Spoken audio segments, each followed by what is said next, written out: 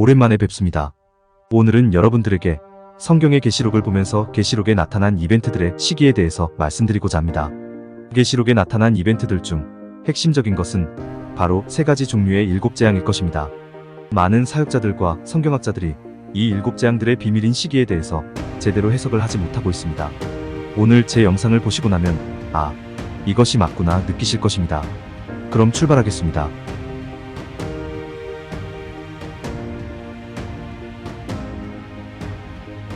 계시록에 나타난 일곱 재앙 시기의 비밀. 여러분들도 아시다시피 계시록에는 세 가지 재앙들이 나옵니다. 일곱인의 재앙, 일곱 나팔의 재앙, 일곱 대접의 재앙. 그런데 많은 성경학자들이나 사역자들은 이들 재앙이 단순히 순서대로 이루어질 것이라 생각합니다. 왜냐하면 이 재앙들의 순서에 관하여 얻을 수 있는 힌트가 계시록에는 그냥 일곱인 다음에 일곱 나팔 재앙의 천사들이 나타나고 또 그 다음에 일곱 대접 재앙의 천사들이 나타나고 하기 때문에 이 비밀을 깨닫지 못하고 그냥 시간순으로 일렬로 배치해놓고 해석하기가 쉽습니다. 그러나 이건 역시 저는 마지막 때가 되기 전에 계시록을 해석하지 못하도록 숨겨진 것이라고 생각합니다. 참고로 이 일곱 재앙들의 해석에 대해 제가 말씀드리는 것은 엔드타임 미니스트리의 지금은 고인이 되신 어빈 백스터 목사님의 해석에서 제가 힌트를 얻은 것이라 말씀드립니다. 제가 단독으로 주장하는 것이 아니라는 말씀입니다. 어빈 백스터 목사님은 종말론 신학자였습니다. 먼저 이 계시록에 나타난 세 가지 종류의 일곱 재앙들에 있는 첫 번째 재앙들을 각각 인 재앙, 나팔 재앙, 대접 재앙 이렇게 나타납니다.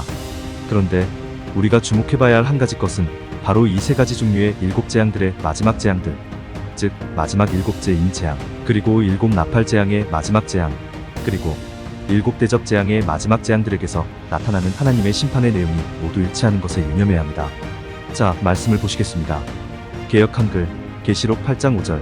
천사가 향로를 가지고 단 위에 불을 담아다가 땅에 쏟으매 내성과 음성과 번개와 지진이 나더라. 개역 한글 계시록 11장 19절. 이에 하늘에 있는 하나님의 성전이 열리니 성전 안에 하나님의 언약궤가 보이며 또 번개와 음성들과 내성과 지진과 큰 우박이 있더라. 개역 한글 계시록 16장 18절에서 21절. 번개와 음성들과 내성이 있고 또 큰 지진이 있어 어찌 큰지 사람이 땅에 있어오므로 이같이 큰 지진이 없었더라. 큰 성이 세 갈래로 갈라지고 만국의 성들도 무너지니 큰 성 바벨론이 하나님 앞에 기억하신 바 되어 그의 맹렬한 진노의 포도주 잔을 받으매 각 섬도 없어지고 산악도 간데 없더라. 또 중수가 한 달란트나 되는 큰 우박이 하늘로부터 사람들에게 내리매 사람들이 그 박제로 인하여 하나님을 회방하니 그 재앙이 심히 크미러라. 각각 세 구절이 일곱 번째 인의 재앙, 일곱 번째 나팔의 재앙, 일곱 번째 대접의 재앙에 관한 말씀입니다. 뭔가 공통점이 있다고 느끼셨습니까? 느끼신 분이라면 성경을 보는 눈이 조금은 열리신 분이라 저는 생각합니다. 만약 읽으신 후에도 뭔가 다른 점이나 특이점, 즉 공통점이 느껴지지 않으셨다면 좀 더 주의해서 다시 읽어보십시오. 그러면 아시게 될 것입니다. 제가 정리해서 드리자면 일곱 번째 인의 재앙, 내성과 음성과 번개와 지진, 일곱 번째 나팔의 재앙, 번개와 음성들과 내성과 지진과 큰 우박, 일곱 번째 대접의 재앙, 번개와 음성들과 내성이 있고 또 큰 지진, 또 중수가 한 달란트나 되는 큰 우박, 이렇게 정리가 됩니다. 너무 흡사하지 않습니까? 여기서 우리는 무엇을 알 수 있을까요? 종말론에 대해서 좀 아시는 분들은 마지막 일곱 번째 대접 재앙이 사탄과 그의 하수인들이 아마겟돈 전쟁을 일으키고 그때 이들을 심판하시기 위해 예수님께서 재림하시고 이들을 물리쳐 승리하는 것으로 알고 계실 것입니다. 즉 일곱 번째 대접의 재앙은 그 마지막 재앙인 것입니다. 계시록을 읽으시면 이에 대해서 알게 되십니다. 그런데 바로 전에 말씀드렸다시피 일곱 번째 인의 재앙과 일곱 번째 나팔의 재앙이 그 나타나는 심판의 유형이 일곱 번째 대접의 재앙과 거의 똑같습니다. 즉 번개와 음성들과 내성과 지진과 큰 우박 재앙이 있을 것이라 마지막 재앙들이 한결같이 말하고 있습니다. 이것이 무엇을 의미할까요? 자, 이것은 바로 세 가지 종류의 일곱 번째 재앙들은 모두 한 시기에 일어난다는 것을 의미합니다. 즉 일곱 번째 인의 재앙, 일곱 번째 나팔의 재앙, 일곱 번째 대접의 재앙은 모두 아마겟돈 전쟁 때에 일어날 재앙이라는 것입니다. 즉 시기가 똑같다는 것이죠. 그런데 일곱인의 재앙의 첫 번째 재앙과 첫 번째 일곱 나팔의 재앙, 첫 번째 일곱 대접의 재앙들의 시기, 즉 첫 번째 재앙들의 시기는 모두 다릅니다. 더 구체적으로 말씀드리면 일곱인의 재앙과 일곱 나팔의 재앙은 사실 이미 발동되어 진행 중이라고 말씀드릴 수 있습니다. 그 증거를 잠시 후에 말씀드리기로 하고요. 일곱 나팔의 재앙도 이미 시작되었으며 그 세 번째 재앙은 이 지구에 일어났던 확실한 증거가 있습니다. 그리고 마지막 일곱 대접 재앙 중 첫 번째는 짐승의 표가 나타난 이후 사람들이 이 짐승의 표를 받게 된 후에 일어납니다. 일곱 나팔의 재앙 중 세 번째 재앙에 대한 말씀을 보겠습니다.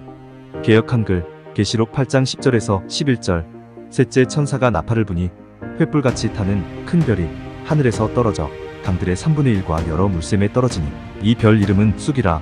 물들의 3분의 1이 쑥이 되매 그 물들이 쓰게 됨을 인하여 많은 사람이 죽더라.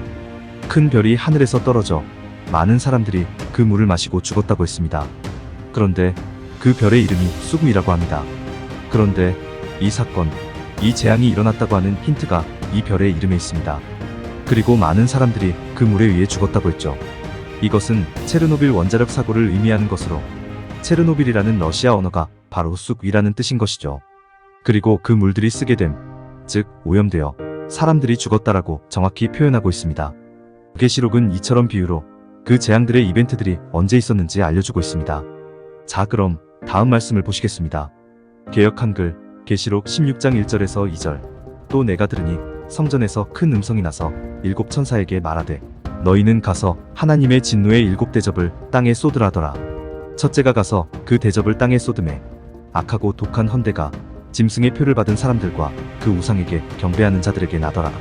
이 말씀은 일곱 대접의 첫 번째 재앙을 의미하는 것인데 2절에 짐승의 표를 받은 사람들과 그 우상에게 경배하는 자들을 재앙으로 심판하시는 것입니다.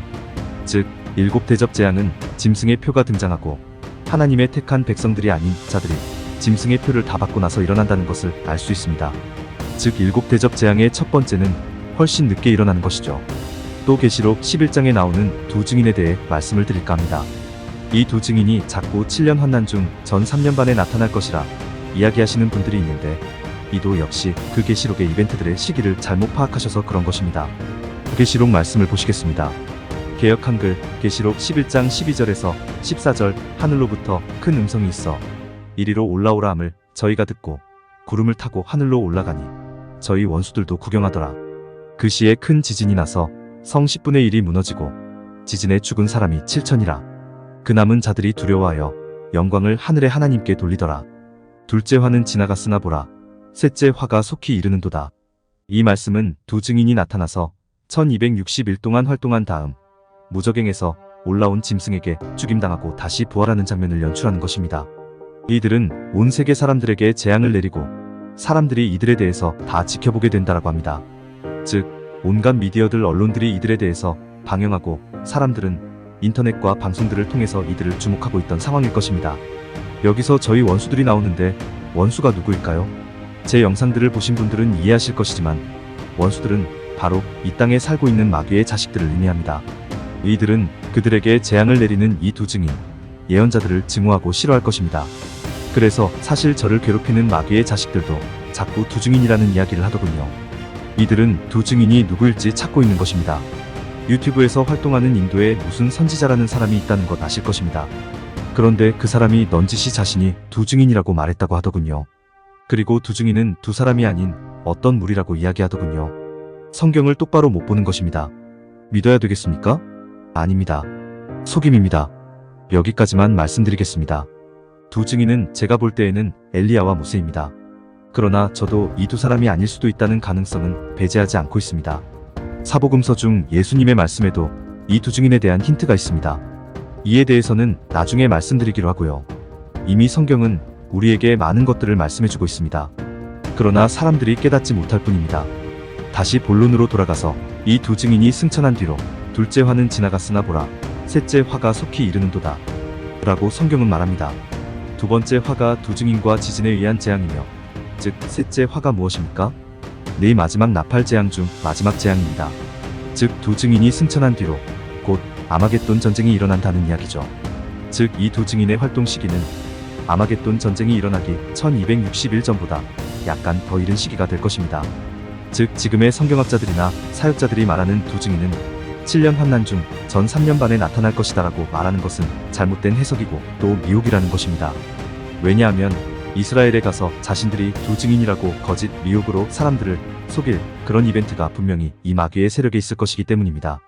진짜 두 증인들이 나타나기 전에 분명 가짜 두 증인들 혹은 무리들이 있을 것입니다. 예수님의 강림, 즉 환난 전 휴거도 이들은 거짓으로 쏘를 보여 사람들을 미혹할 것이고 두 증인도 마찬가지일 것이라 저는 보고 있습니다. 이 증거는 인터넷에서 하나님의 음성을 듣는다는 사람들이 얼핏 주장하는 것과 일치합니다. 하나님의 음성을 듣는다는 사람들 중에는 많은 사람들이 이스라엘에 가게 될 것입니다. 저도 이 가짜 성령의 음성을 들었을 때 저보고 이스라엘에 가라고 이것들이 이야기했었으니까요. 그러므로 지금 시대에 하나님의 음성을 듣고 이스라엘로 가라는 부르심을 받았다고 하는 많은 사람들이 사실은 마귀와 그 자식들에 의해 미혹된 사람들이라는 것, 저는 확신하고 있습니다. 제 주변에 그런 사람들이 많았었죠. 그러므로 속지 마십시오. 마지막 때는 미혹의 시대입니다. 오늘 영상은 여기까지 해서 마치겠습니다. 진리로 승리하시는 하루 되시기 바랍니다. 마음이 가시는 분들은 구독, 좋아요 부탁드립니다. 감사합니다.